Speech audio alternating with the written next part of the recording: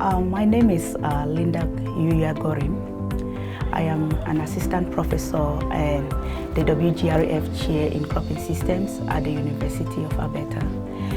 I was approached by the mining company called PMRU or Sheerness Mine. Sheerness Mine is a mine located in Hannah, which is about 2 hours south of Edmonton. They had found out that we had a huge deposit of humalite in the province of Alberta, but also in Saskatchewan. And farmers have been coming out to the mine and buying this in bags and applying it to their fields where they grow either wheat or canola.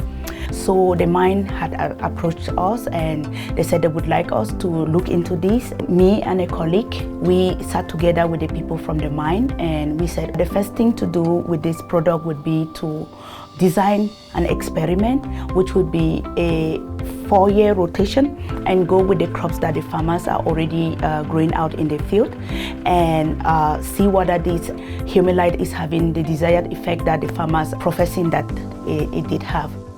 So what we did was we said, okay, the first thing farmers need to know is how much humalite should they be applying in the field. So we designed this experiment for 3 sites.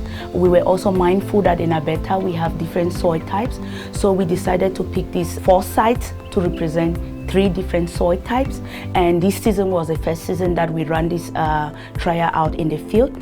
We employed 5 humalite rates and we went with the recommended rate for fertilizer for the area, and then we cut the fertilizer by half just so that we would see whether there's an impact of this substance. This was our first year in the field and we are waiting for results. Next year will be canola, and then we will do another wheat, and then we will do pea and see how fertilizer as well as humalite are interacting, and what we intend to be able to provide at the end of the day is that we will be able to recommend how much humalite should be applied by farmers for these different crops and whether they should be cutting back on their fertilizer, which has huge impacts not only for the profits for the farmers' pockets but also for the environment.